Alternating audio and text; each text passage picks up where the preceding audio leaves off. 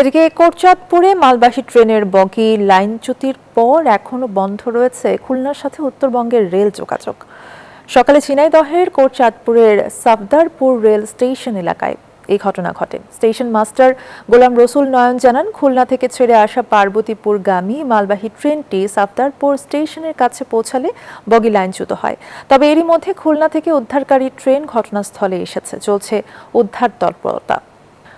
কোটচাঁদপুরে মালবাহী ট্রেনের বগি লাইনচ্যুতির পর রেল যোগাযোগ স্বাভাবিক করতে কাজ করছে কর্তৃপক্ষ এবং এই বিষয়ে আরো জানাতে আমাদের সাথে ঝিনাইদহ থেকে যুক্ত আছে সহকর্মী শেখ রুহুল আমিন। রুহুল আমিন, কত সময় পর রেল যোগাযোগ স্বাভাবিক হওয়ার সম্ভাবনা রয়েছে? আপনাকে ধন্যবাদ।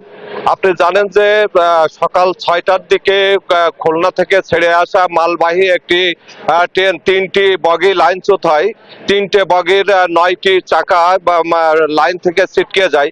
এরপর কর্তৃপক্ষ এখান থেকে একটি বগি তারা উদ্ধার করতে সক্ষম হয়েছে। এখনো দেখতে পাচ্ছেন যে 2টা বগি এই লাইনের উপরে এখনো পড়ে আছে।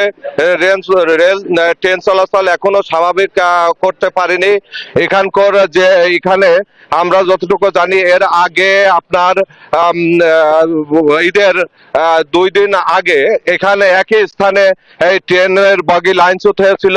সেই একই ঘটনা একই জায়গায় ঘটেছে। আপনাদের দেখাতে চাই যে এখনো এই ট্রেন চলাচল স্বাভাবিক করতে তারা নিরলসভাবে কাজ করে যাচ্ছে।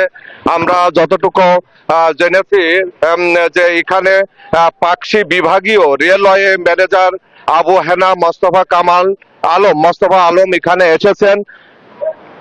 হ্যাঁ, তা অর্থে আমি ফিরে যাচ্ছি স্টুডিওতে।